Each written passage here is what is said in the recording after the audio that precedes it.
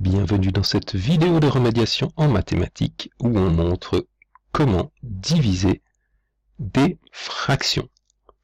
Supposons que nous ayons affaire au calcul suivant. 3 cinquièmes divisé par 12 septièmes. Problème. Rappelez-vous, qu'est-ce que la division finalement de 12 par 4?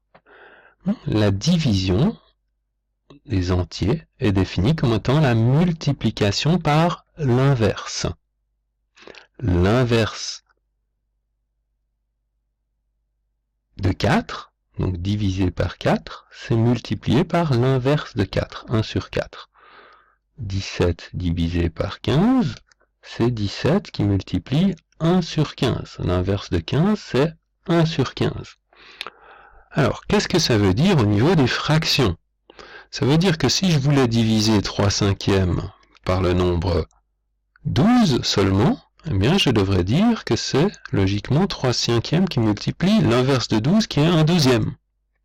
L'inverse de 12 est 1 douzième.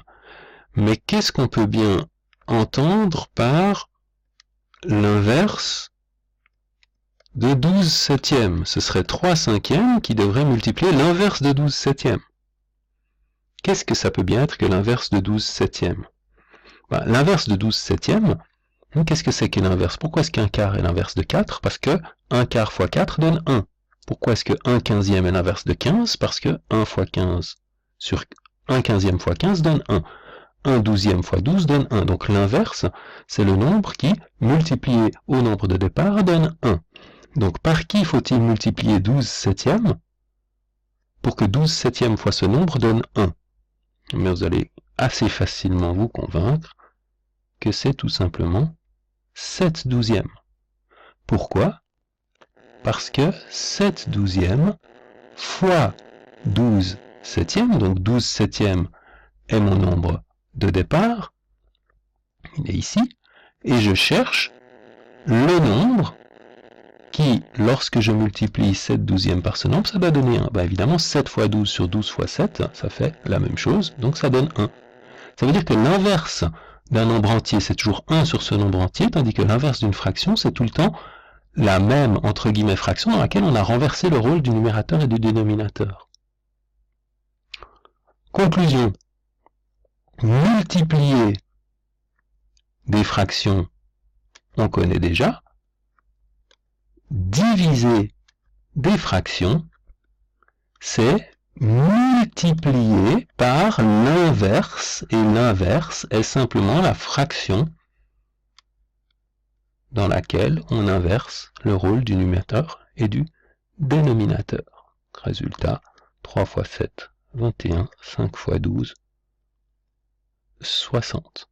Je peux simplifier, diviser par 3, il reste 7 vingtièmes. Pour ceux qui aiment les formules, A sur B divisé par C sur D est égal à la fraction A sur B qui multiplie la fraction D sur C.